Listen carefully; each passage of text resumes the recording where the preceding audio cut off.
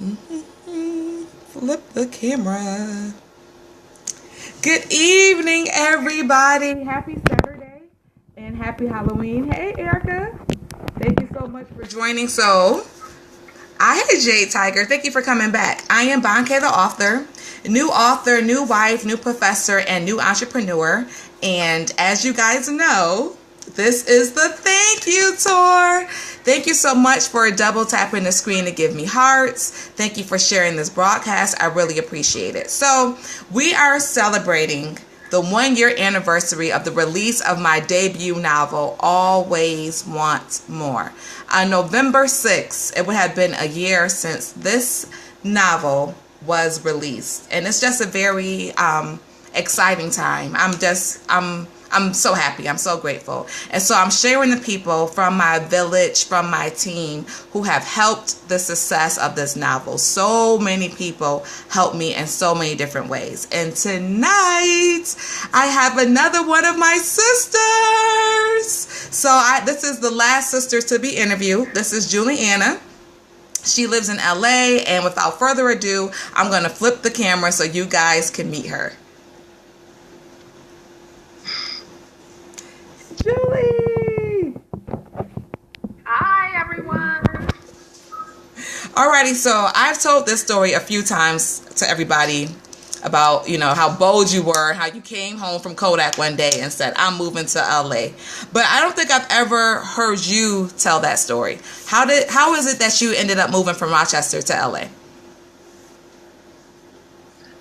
Okay, well, the gist of it really is that I had a stirring within me. I was working at Kodak after I graduated from Penn State, but more so because they were very sweet to me, and I interned with them all 4 years. Each summer I would go back and intern. So when they offered me a job, and being from Rochester, New York, of course to show that you're very appreciative of them looking out, plus the salary was really nice, I went ahead and I accepted the offer.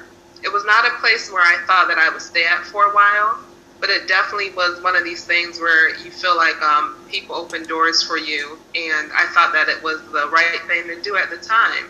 But the whole time I was there, especially since my group was significantly older than me, someone who just graduated from college, I think the next person may have been late 30s, but probably 40.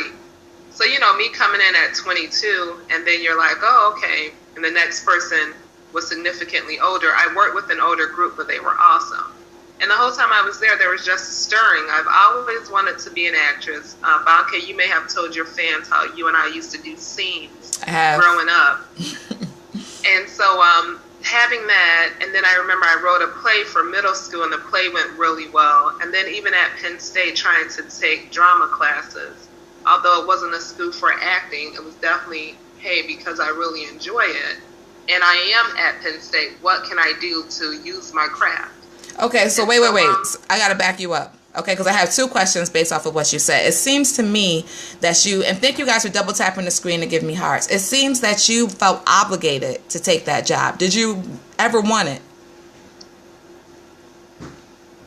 It's not, I won't say that it was completely out of obligation, because once you are graduating, your whole thing is, where are you applying to? So my thing at one point was I was going to go and get my MBA and go to grad school. But in the meantime, I thought, let me make some money before doing that. So it was more so that it was on the table since I had already interned, and I didn't have to put in much effort trying to find another company.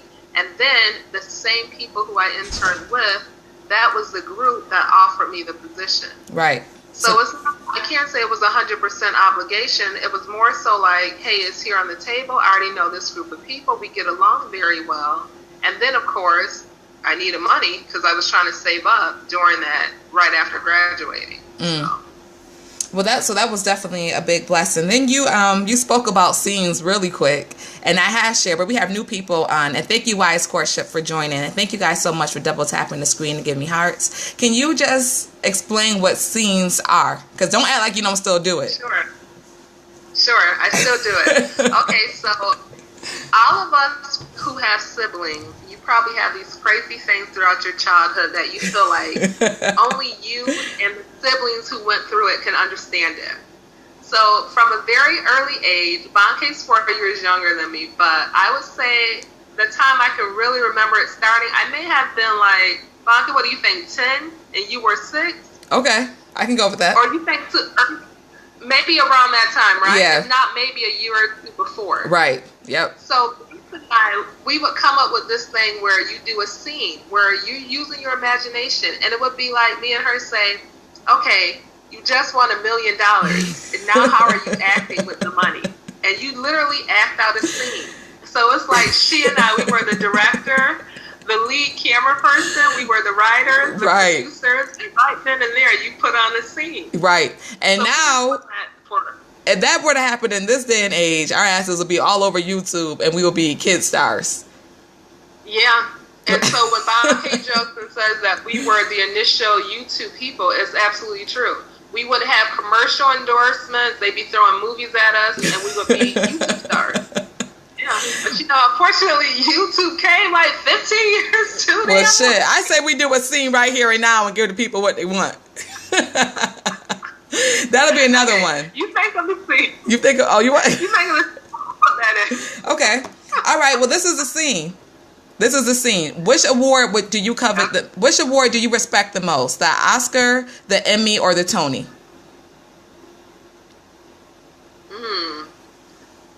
Well, honestly, I would have to go. The one that I respect the most, for sure, is the Tony. Okay. All right. And although I'm not someone who does live theater, I respect the Tony the most because anyone who has ever done a play, for you to not be able to say take 2, take 3, take 4, for you not to be able to say, oh, touch up my makeup right here and there. There's something to be said about an actor who goes on every night live. They give it their best. They have all their lines memorized. And if anything happens, you have to be ready to go with the right. It's incredible on the stage, but you also got to be quick on your feet. All right. So that's not me. I'm not someone. I'm stopping you right there because I don't want to hear that. What we're going to do is we're going to do a scene, and you just won the Tony for lead actress. I need you to tell me the name of the play. So think of the name of the play, and I'm going to greet the guests real quick. Okay? Okay. Hi, everybody. So this is what me and my sisters do. I'm Bonke, the author, new entrepreneur, new wife, and new professor. And this is the thank you tour where I show the amazing people, my family, my team, my village, who made this thing possible. Okay, so my sister and I, you'll hear more about her because this is going to be a long one. So if you're catching the replay, double tap the screen. You can come in and out. But right now we are going to do a scene, and we'll talk about it more after.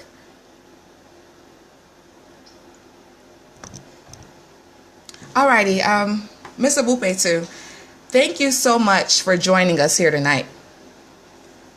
As you guys know, as our viewing audience knows, you have just had a historic feat, and that you are the youngest African American woman to ever win a Tony Award. And so I know everybody that's out there watching they have a lot of questions. And thank you guys so much for letting us know your questions. But let's just talk about your journey. How is it that you came to be? Tell the people, what play did you receive this wonderful award for? Well, thank you. I want to first say thank you for having me. And I am just beyond grateful. Of course, I know that all my blessings come from God. And I'm very thankful to Him. I'm thankful to the fans. I was I won this Tony for the play entitled, If You Don't Love Me, Then Who Will? And the play was just incredible because not only is it written by an African American woman, but it was also directed by an African American woman. I think that you came to my show at least 2 times. At least. I really appreciate you showing up. I had to report it. I'm sorry, I didn't catch what you just said. No, I'm sorry. Please go on, Ms. Upetu. Oh, I was saying that the play was just, it was incredible because of the fact that it was written and directed by one of our own, but also because of the subject matter. If You Don't Love Me, Then Who Will? Just talks about self-love, and it talks about our community, and it talks about everyone else building up their community, whereas we are running to other communities to get validation. being the youngest woman to win this award is incredible, but also I want to speak to my young fans that anything is possible. This is just self-love. A lot of us, at some point in our lives, we are single, and we're thinking, when is it going to happen for me? Am I not lovable? And again, this play just really touched me because we absolutely are. But first, you have to know it yourself, and then you have to stop looking outward to find some type of to feel like you're worthy, where you already are worthy. Well, let me stop you there, because that's one of the things, and I think that's why your character in this role has been so lauded, because that is a strong message, but it's given in such a subtle way. So you as an actress, how did you feel stretching yourself in order to get that message across? I mean, honestly, I really had to do some soul searching first for me to even be able to play the role and to give it the come with it with such honesty like I believe that I did. It really took me to a place where I had to sit down and go to those insecure places that a lot of us don't want to talk about and say, why would I feel like I have to get love from someone else, whereas it's within me? Then the other thing too, just when we step outside of our communities in all areas, it's why are you doing that? So it took me to a dark place, but it also took me to a place where I really had to do some soul searching. And at some point, we all have to do that. Ms. Owupe, please give me a moment to greet our virtual audience, okay? Of course. Alrighty, again, I am Banke, the author, new professor, new entrepreneur, and new wife. And you are tuning into the Thank You Tour with my sister, Juliana Owupe, award-winning actress. She is just sharing her reaction after winning such a historic award. So thank you guys so much for double tapping the screen and giving me hearts. Thank you for being a part of this virtual audience. We are breaking barriers. We are sharing the finest of art with the people. There is nothing more important right now. Thank you so much for sharing this broadcast. Keep double tapping the screen, and we're going to go back to Ms. Owupe live from Los Angeles, California.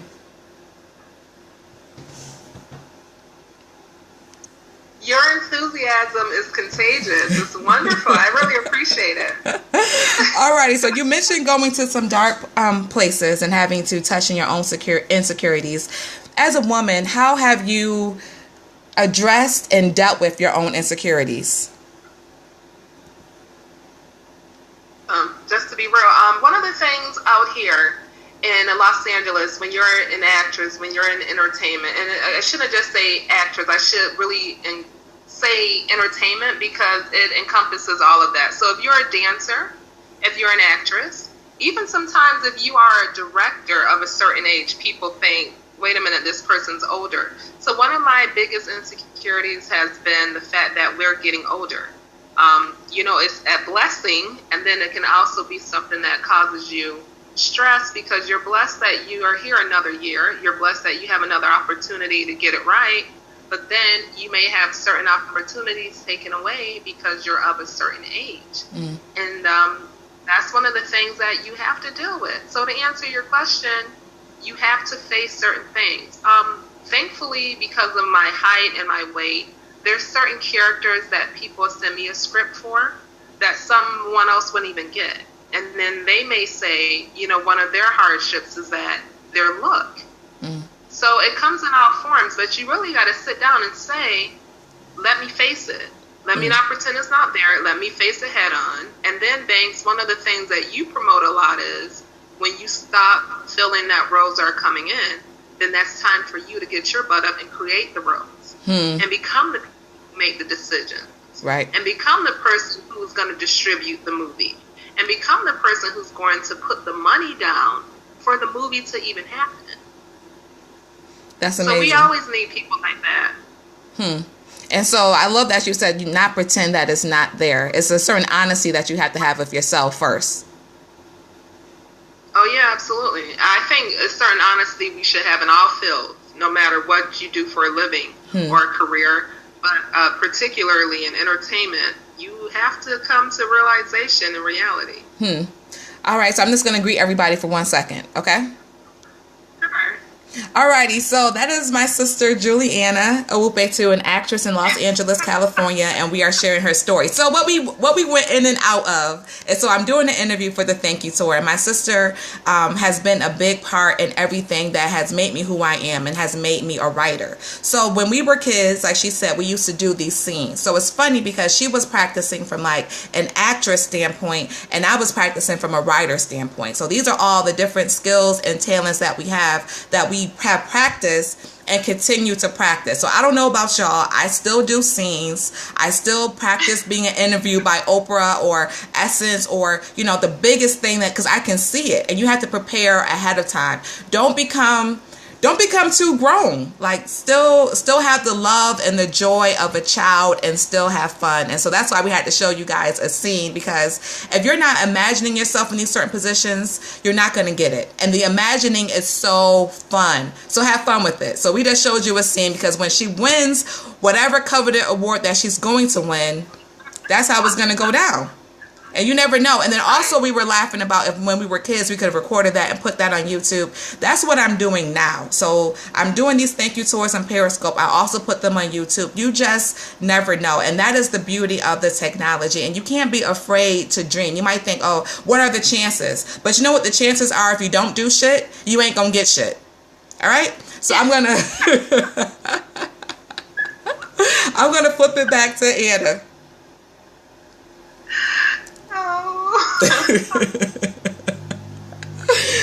So how do you keep yourself I tag this dream chasers. So how do you keep yourself chasing the dream? Whoa, it's that's a tough question. You know, depending on when you catch somebody, that may change. So right now, in regards to being a dream chaser, you have your days, Banks, where you're really not feeling it. Where there's days where you're not necessarily doubting yourself, but you don't really have that momentum. And this last month for me has been one where I really haven't had the momentum that I usually do have. But what I try to do in the meantime is every day do something for my craft when I feel like I'm not feeling it. So how you go about that is, for example, me, if my agent isn't submitting me for roles, then there's certain casting boards that I go on and I submit myself for roles. As an actress, one of the main things is really physically staying in shape, because depending on what roles you go out for, it may require that. It can suck at times, but that's part of my craft. So each day going to the gym, or even stuff like, for me, just really spiritually making sure that you're filled spiritually, because that plays a lot into your stress. That plays a lot into when you go out, if you're going to come across like this terrible person, if you're going to be welcoming, if you're going to let your light shine. So those are things that I do just to really stay abreast of what I'm out here for. But I definitely have periods where I'm not really as hot or as jumping for joy or really having a pep rally like I would like to have. But you are consistent. Yeah, I try to be. I try to be persistent and consistent. The persistency implies that some days you have to go out to the networking event that you may not want to do. The consistency is each day doing the same pattern or doing the same thing at the same time and being consistent in your reading. Oftentimes you want to make sure that you have a monologue ready to go, because hey, that's part of your craft. So even going down to a Samuel French, which is this bookstore that specializes in books for actors and writers, you want to go down there and pick up a new book on monologues and pick one that you want to perform. And hold on 1 second, okay? Sure. Thank you guys so much for the hearts and for staying with us. I know that you guys are having some issues with the phone's freezing. I think that was a Periscope glitch. It seems like it's gotten better. So thank you guys so much for tuning in. So we are talking with my sister Anna. Right now we're just talking about dreams and being consistent and persistent. Negative Dean. We'll talk about the Dean game as well. But but I think that anybody in any pursuit that you have, you're a dream chaser. If you're trying to further your education, if you're furthering your career, if you're in the type of thing, like if you're in the entertainment business, if you are a business person, if you are somebody who is seeking a husband, you have to be consistent and persistent. And we're going to keep talking about how do you keep yourself going and the different things and what that really looks like. I'm really hyped right now. Good. I'm glad you're hyped. So I just want to talk to your fans, Banks, really quick about this whole thing about that people say chasing a dream or having a dream. So one thing that you have to learn early on is that the dream that you feel that someone placed in your heart, the dream that you feel that you were born to be, there are going to be people who don't agree with it. It's not necessarily a bad thing. They may see you in a different role. You may tell people 100 times, hey, I really, really, really want to tell the stories to people that change people's lives. I really want to tell a story through film. Someone who knows me, who knows that I'm excellent at business, they may say, oh, no, but you would be excellent as a VP of marketing at some company. They could tell you that 100 times. They could say, I really could see you doing that. Oh, I know you really want to be that actress, but... And guess what? They're complimenting you in one sense, but then also you start doubting yourself. You say, well, maybe I shouldn't do this dream, and maybe I should just go to... So you just have to you have to know up front that whatever dream you have, if it's even to, like for Bonke, obviously it was to write a book and to be an author. There's going to be people who say there's something else you should be doing with your life. And you have to have that dream so deep within you, and you have to be so encouraged by yourself that you continue. That's the fact. Miss Keisha said, "Hey, Anna." Hi, how are you? So I'm just readjusting. Let me get that right. So I want to get it a little closer on the screen. There we go. All right. So it's interesting what you said about people, they will compliment you and tell you what you should be doing, but you have to figure out which thing that you want to do. Right. Have you encountered that at all? Has that ever been a hindrance to what you're doing? It can be a hindrance if you allow it to be. Okay, so for example, anyone who comes to LA, if you come to the Studio City area, Dwayne and Tisha, they have a restaurant called Zen. Zen Lounge is a place where they have live music some nights, and the food there is pretty good. They have like their own rendition of soul food. So I remember when that place first opened, I went to the grand opening, and while I was there, I met a designer who was in town, East Coast designer, lovely guy. He was out with his cousin, and when they met me, we ended up sitting down chatting, having a glass of wine, and later on, the cousin goes, "You must be somebody's manager." And I said, "Oh, no, I'm not a manager. Actually, I'm an actress." I said, I really should say commercial actress, because that's generally where the bulk of my money has come from so far. So national commercials, for people who don't know what I mean when I say a commercial actress. So the one guy said, "Oh, really? Dang. I don't know about that. I don't see you as that." Now, don't forget, I just met these two guys. At this point, I had no. So the guy was like, "Nah, you definitely need to be somebody's manager, because you come across very like a disciplinarian." He's like, "And you come across very authoritative." And he was like, "And I mean, and you're sexy. You'd be a really good manager." You know, I left that place later that night driving home, and I'm thinking like, well, maybe I should get into talent managing. Maybe I should manage people. Yeah, that's it. Yeah, maybe. And I thought to myself, you just met these two guys. You've known them for how many hours? Someone is taking you out of a dream that you know is within you. So, again, it definitely happens, but it takes a strong person to say, I'm going to ride this until I feel it's time for me to pursue something else. Right. And then it might even be some jewels in it, because maybe those are the roles that you would be best suited for.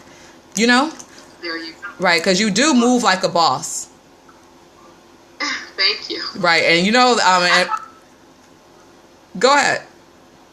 I've heard the manager comment quite a few times, actually, and so you're right, thanks. I laugh because, like I was saying a few minutes ago, oftentimes someone's not trying to tell you don't chase your dream and they're doing it in a mean way. Oftentimes they're actually complimenting you. They're saying what they see you at. But, you're not living your life for them. Hopefully you're living your life for you and, of course, to be a good example of God. So speaking of boss, can you go ahead and let everybody know what your nickname is in the family?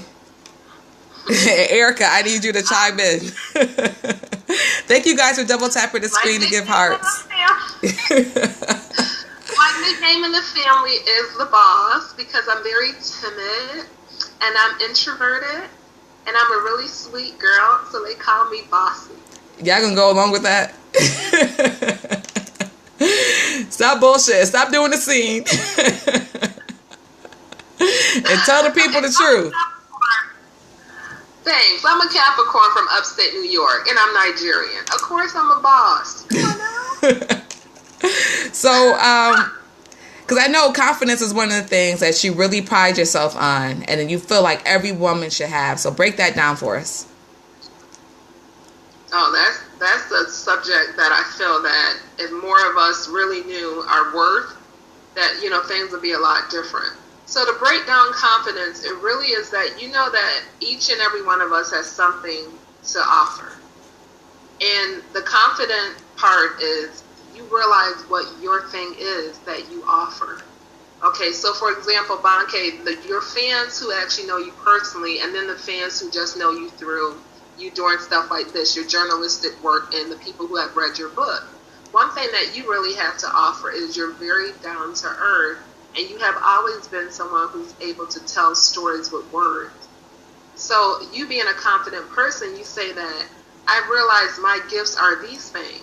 I may not have 50 gifts, but my 2 or 3 gifts that I have, I'm good at, and I'm aware of it. And I'm not aware of it in a cocky, let me be completely ridiculous with it, but I'm aware of it in a humble way, how it should be. So that's what confidence is. Confidence is knowing that there's something within each and every one of us that we are excellent at, and you know it, and then you try to show it to the world, but you're showing it to the world in a kind-hearted, good-spirited way, not in a let me flex on you type of way, because there's a big difference. Right. There absolutely is. So Anna, so that is definitely something, and I've said this 1,000 times. I have the best sisters in the world. I'm going to talk to the people real quick, okay? Thank you guys so much for being with us. Happy Halloween. Happy Saturday. Maybe you're like me and Anna, and we're kind of like over it. So hopefully you're enjoying this broadcast. Thank you so much for double tapping the screen to give hearts and for sharing it and for caring. So we are talking with my sister Juliana. She is a part of the Thank You Tour. On Monday, I interviewed my official big sister, my real big sister, Erica, but this one is the boss. So all of us, even Keith, who was the oldest, we all like, Anna, you got it.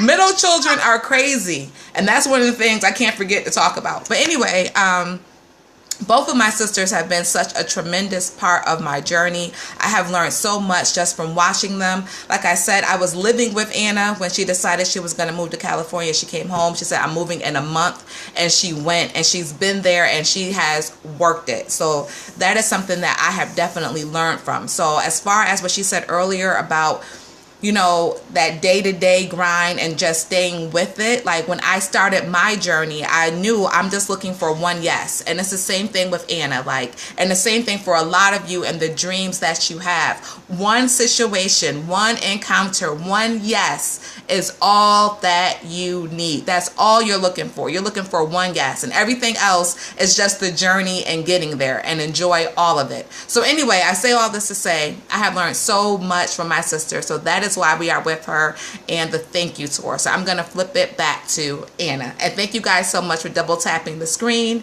to give me hearts. Yes, yes, yes. So confidence is knowing that thing that is within and just sticking with it. So thank you for showing me that. I'm gonna tell the people exactly what you did with the Always Want More journey. But I'm just curious, what do you remember your contribution as being?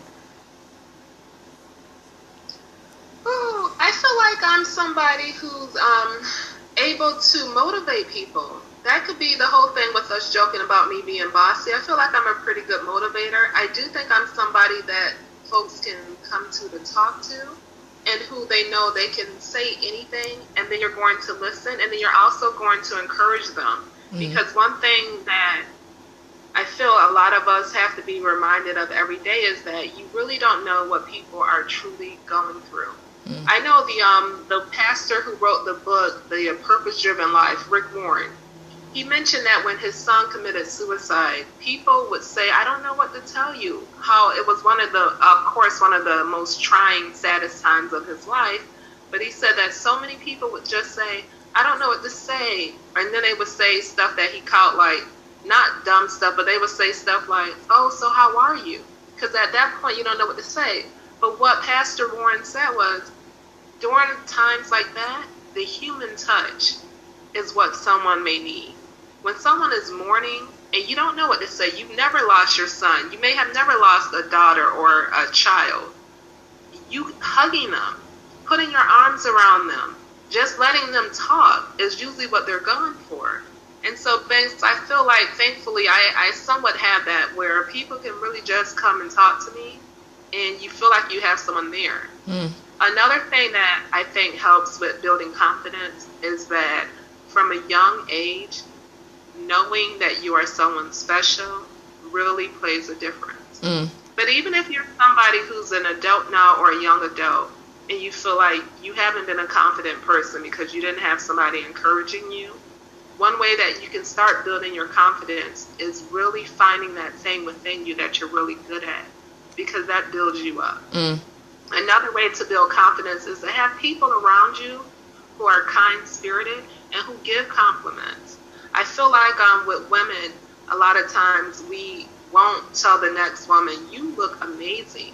Or we won't tell the next woman, that speech you just gave was incredible. And it's one of these things where you're thinking, why not? Why not say it? You definitely thought it. When you heard her give that speech, you thought she was incredible. When you saw her walk out, you thought, wow, that dress looks amazing on her.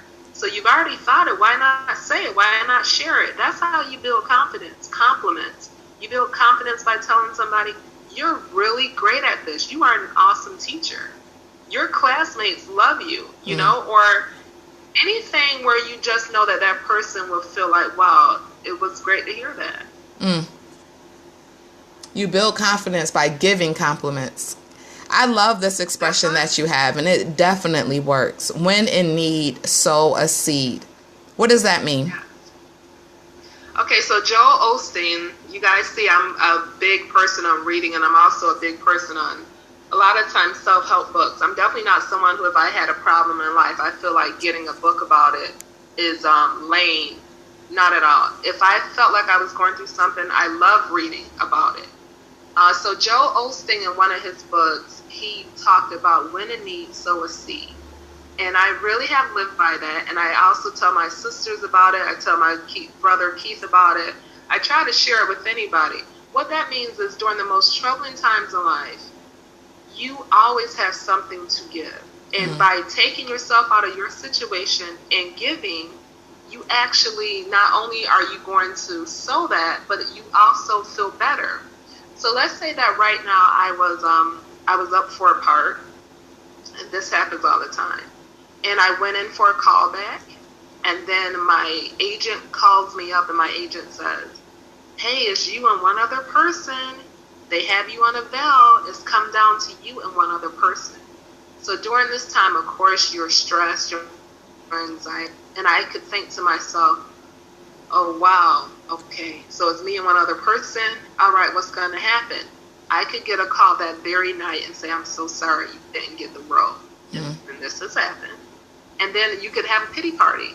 I could be on some, oh, what was me? Oh, why not me, God? Oh, why? Again, I didn't get this part. Or I could say that last Sunday when I was in church, they mentioned that they were starting up a new homeless ministry.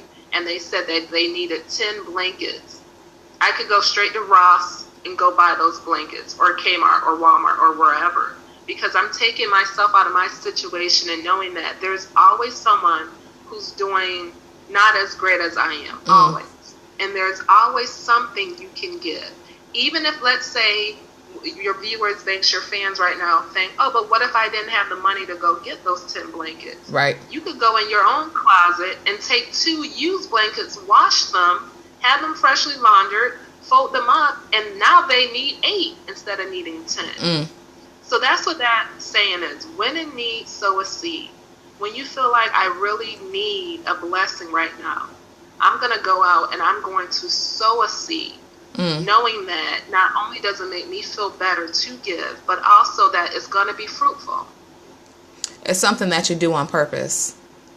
And Absolutely. you know, like when I was out of work, like I was out of work for a good 6-7 months, you know, but I really kept thinking about that. And with that, like I had kept like somebody's kid for like 2 weeks. Like it was all this type of stuff going on around me. And I was just like, well, since I'm out of work, I can do it. And now look where things are, you know. Absolutely. It works. One of my girlfriends here in Los Angeles, Banca, you're aware, Leah, she recently had a baby. And so the days when I'm not on set, and on set, guys, means that I'm not actually at a studio or on location working. So I have days when I'm not working at all. And Leah, sometimes she needs times where she wants to run to the bank, do an errand. Her boyfriend's at work. She's out on maternity leave still, but he's at work. So even the other day she called me, she was going to get her hair done. And she's like, do you mind watching the baby while I'm getting my hair done? It's things like that. It doesn't have to be money, guys, because I know oftentimes we're stretched. It doesn't have to be money. It really is just giving, and giving it any way you can. You could even give to someone who you know is going through a hard time, and you go over to their house and you just sit with them. And I lower the phone a little bit because you're covering your mouth part. There we go. Oh, sure, honey. Is it better? Yep. Is that better? Yep, Okay. it is. So it's just a matter of finding out ways that you can give, and it's not giving just financially. It's in all areas. And there's always something. You could have an older woman who, you know, every Wednesday she goes to the grocery store or whatever her shopping day is. And you can say, on Wednesdays, I make it a point to go out to her car and help her bring her groceries up. That's so sweet. So, Anna, you have sown lots of seeds into my project. Can you please tell the people the specific things you have done and the 6-year journey to getting this book out, and then the 1 year since it has been published? Oh, Banks, you're sweet. One thing that I have an issue with that people tell me about here is that I really don't like to do things and then, you know, recount what you did for people. Okay. Well, I'll do it for you. Say that. I'm sorry? I said I'll do it for you. No, you won't. No, you won't. We'll just say that from the time Banca had this wonderful idea behind the novel, Always Want More, she needed a few people to read it. She needed some folks to proofread it. And I was more than willing to. And then once the book started forming, she also wanted someone to give her ideas on how to send it out to publishing companies to see if that was going to be the avenue that she went with. She ended up deciding to go with self-publishing, as we're aware.